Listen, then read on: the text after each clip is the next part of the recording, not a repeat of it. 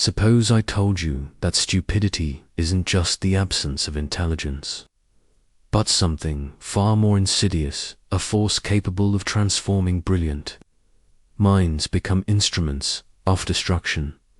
What if the biggest threat of civilization isn't what evil people do, evil things, but ordinary people have simply stopped thinking about this? A renowned scientist with multiple degrees suddenly begins believing and spreading dangerous misinformation. A compassionate teacher begins endorsing harmful ideologies. A loving parent begins making decisions which endanger their own children. Aren't evil people. They are intelligent, well-meaning people who have fallen victim of what Dietrich Bonhoeffer called the power of stupidity. And here's what makes this truly terrifying. It's not happens to other people. It's happening to individuals like you and me. This is not only philosophical speculation. In 1961, Stanley McGrahm performed his infamous obedience experiments at Yale University. Ordinary volunteers, one authority figure has instructed. What they believed to be electric shocks are becoming increasingly painful to another person despite hearing screams of agony. 65% of participants delivered shocks they believed could be lethal. These were neither sadists nor mentally ill. They were normal individuals who had temporarily surrendered their capacity for independent moral judgment. This is exactly what Bonhoeffer observed firsthand in Nazi Germany, which led him to develop one of the most unsettling theories about human nature ever conceived. It. Before we dive deeper, I have to ask, do you ever find yourself believing something just because everyone around you believed it too? Keep the question on mind as we investigate what could be one of the most significant psychological contemporary insights. Dietrich Bonhoeffer was not your typical philosopher sits in an ivory tower, contemplates abstract ideas. He was a German Lutheran pastor. Observed the entire society transforms before his eyes. Born in 1906 to an intellectual family, his father was a prominent psychiatrist. A neurologist, Bonhoeffer had everything reason to believe in the power of education and rational discourse. But as the Nazi Party rose to power, and Bonhoeffer saw something that shattered his belief in human rationality, he watched his fellow Germans, educated, cultured, religious people, began championing policies and leaders that contradicted every claim they made. Believe these were not ignorant masses being manipulated by these were professors and doctors, clergy and intellectuals. They actively participated in their own intellectual surrender. From his prison cell in 1943, waiting to be executed for his role in Plantier to assassinate Hitler, Bonhoeffer wrote what would be his most haunting observation: "We're against stupidity. Defenseless, neither protests nor use can force accomplish anything here. Reasons go unheard."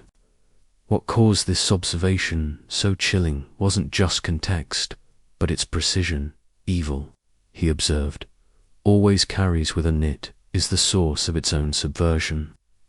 It creates unease, resistance, eventually break down, but stupidity thinks it's doing good, making it completely immune. A correction. Maybe Bonhoeffer's most previous insight was about stupidity serves existing power structures. Malicious people understand what they're doing wrong, which causes internal conflict and eventual breakdown. But people were caught in functional stupidity, think they're doing good, and absolutely resistant to correction. This ISN single quotes, accidental. Those in power don't have to actively suppress information anymore. They simply need to create conditions where information is processed honestly. It becomes prohibitive effect when Bonhoeffer used the word stupidity. He wasn't talking about low IQ or lack of education. He was describing something much more complex, what could be called functional stupidity, willful ignorance. In his letters from prison, he explained the stupid person is frequently should not blind us to the fact he is not independent. In conversation with him virtually, feels like one is not dealing at all with him as an individual, but with slogans, catchphrases that have taken possession of him. This is what caused Bonhoeffer's theory. So revolutionary, he contended that stupidity arises not from individual failings, but from systemic pressures that allow for independent thinking, difficult and costly. The truth is, our economic systems actively motivated shortcuts, social media platforms generate billions when users react emotionally instead of thinking critically.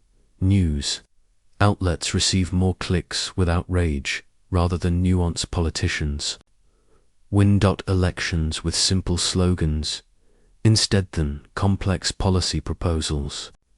When people are working several jobs, drowning in debt, constantly bombarded with intellectual information, surrender becomes survival. Strategy. What economists consider rational ignorance emerges. It becomes more efficient for individuals to remain uninformed about complex issues than to invest the time and energy necessary for genuine thinking. But this individual rationality produces collective irrationality is exactly the dynamic. Bonhoeffer observed Nazi Germany. The result isn't just an individual choice. It's structural pressure on intellect, and our brains are stressed, overwhelmed, are perfectly designed comply. While economic systems push use toward intellectual shortcuts, in our brains are actually wired to comply. With Leon Festinger's groundbreaking research on cognitive dissonance in the 1950s demonstrated exactly how this works. Psychologically, when people meet information that contradicts their beliefs, that their brains fight to reject. But here's how Bonhoeffer understood that modern psychology has confirmed this: the process is accelerated when people stressed, overwhelmed, or economy calients, exactly the conditions our current systems. Bonhoeffer witnessed the foolishness frequently emerges in social settings. Writing, it becomes obvious that stupidity is not a psychological problem, but a societal one. He observed that completely reasonable individuals will leave their critical thinking abilities when they became part of a larger group or movement. These insights were decades ahead of their time.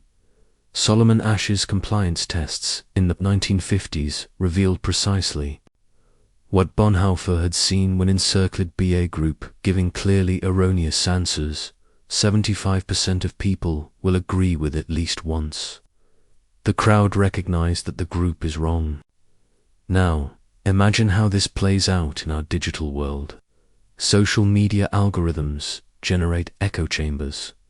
That makes this shift easier. More than ever, a 2018 study by MIT researchers discovered this. Incorrect information spreads 6 times faster than accurate information on social media platforms. But here's the key insight. It's because misleading information frequently feels more emotionally fulfilling than complex truth. So when someone spreads falsehoods, this confirms their perspective. Participate in a system that rewards intellectual shortcuts versus careful analysis. The algorithm feeds them more, creating echo chambers that act like an intellectual quiz. Have you ever noted how the social media stream appears to show you precisely what you want to see? That's not an accident. This is the architecture of choosing ignorance in action. We see this. The motif plays out repeatedly throughout history. The Salem witch trials were not carried out by evil individuals, but God-fearing community members honestly believed they were protecting their neighbors. The Red Scare in the 1950s were not driven by evil actors. However, patriotic Americans who honestly believed they were fighting democracy in each situation. Intelligent, educated individuals forego critical thinking in favor of group consensus, and emotion certainty if our minds and bodies are rigged against us.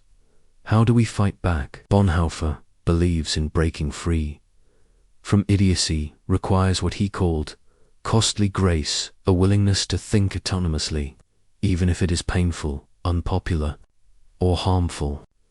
But now we understand that we are not just battling social pressure, we're fighting millions, years of evolution and billions of dolls methods intended to abuse our mental shortcuts. On the individual level, we can cultivate what psychologists call intellectual lenity. The recognition of our knowledge is always imperfect, potentially wrong. This signifies aggressively seeking out contradictory information or beliefs, and not to torture ourselves. To determine if our views are worth holding, here are some concrete practices. This might serve as your daily resistance against intellectual surrender. First, practice intellectual friction. Set aside, make time every week to read thoughtfully. Arguments from those who disagree you should not necessarily change your mind, but to see if your convictions can withstand send. Embrace productivity. Ignorance. When you discover yourself, you are completely confident about anything. Inquire what proof would change your mind. If you can't think of any that are red flags. Third, slow down your sharing. Before posting anything online, take 60 seconds. Validate it from an impartial source. A slight halt might interrupt the algorithmic cycle that feeds into our emotional response. Finally, practice saying I don't know, when you really don't know something. In a world that rewards confident ignorance over humility, recognizing gaps in your knowledge becomes a radical act. But individual practices are not enough. Additionally, structural adjustments are required to intellectual honesty becomes easier and more wording. This indicates requiring social media outlets should declare their algorithmic biases and second. It means funding comprehensively public media literacy projects that teach individuals how to analyze sources, and it means designing online platforms that reward intellectuals' humility above tribal certainty. Most importantly, we need economic policy that reduces stress and uncertainty, that makes people susceptible to intellectual shortcuts when people didn't continuously worry about healthcare, housing, and employment, have greater mental capacity for careful think about complex issues. Bonhoeffer's theory was great.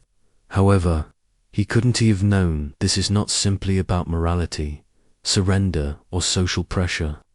Modern neuroscience reveals something much more unsettling. Our brains are apt to fall into functioning stupidity. Think about it. Bonhoeffer observed Nazi propaganda spreading via newspapers and radio broadcasts. But we are living through something exponentially more risky. We are gone from Nazi propaganda to social media, algorithms that understand precisely which buttons to press, and now we are entering the age of AI deepfakes that is capable of creating its own world. The threat is not only escalating, it's targeting the very architecture of humans. Cognition. This isn't simply about Nazis or propaganda. It's about your wiring. Brain. Our minds have evolved to prioritize speed over precision, to trust the familiar shoes, established sources above unexpected ones, and seek this information validates what way. Already feel these were survival. Features that helped our forefathers making swift decisions when hesitation meant death, the scariest aspect for us, all regardless of our intelligence. We are vulnerable we are, the mechanism is just what Bonhoeffer described when individuals feel intimidated and uncertain, more prone to authoritative arrays and explanations that reduce from complexity to simplicitinities. But here's the crucial insight that confirms Bonhoeffer's warning. More urgent than ever, we are more than merely dealing with human meddling anymore. We face systems developed by using artificial intelligence to exploit our cognitive vulnerability with surgery precision. Each click, pause, and emotional reactions are being examined, weaponized against our capacity for independent thought. We've seen this play out real time during CO-19. Doctors, engineers, and attorneys who have shown analytical ability began spreading debunked vaccination beliefs, treatments, and these weren't failures. They failed in intelligence, intellectual independence. Underrun, prostituted, Bonhoeffer paid the price for refusing to submit intellectual independence. He was executed by hanging on April 9th, 1945, weeks before his last words, based on a fellow prisoner's, said, "This is the end. For me, it was the beginning of life." His sacrifice wasn't just about politics, resistance. The goal was to defend the possibility of human thought. He realized that when individuals cease thinking independently, they stop being. His words make them totally human. Puppets have strings that are pulled by whichever force happens to be strongest right now. But here's what Bonhoeffer's final challenge is extremely pertinent. Today, who stands fast when under pressure to conform is overwhelming while contemplating. Independently demands bravery when the cost of truth is greater than the price of comfy lies. Who stands firm? That the answer is not found in superior intellect or education.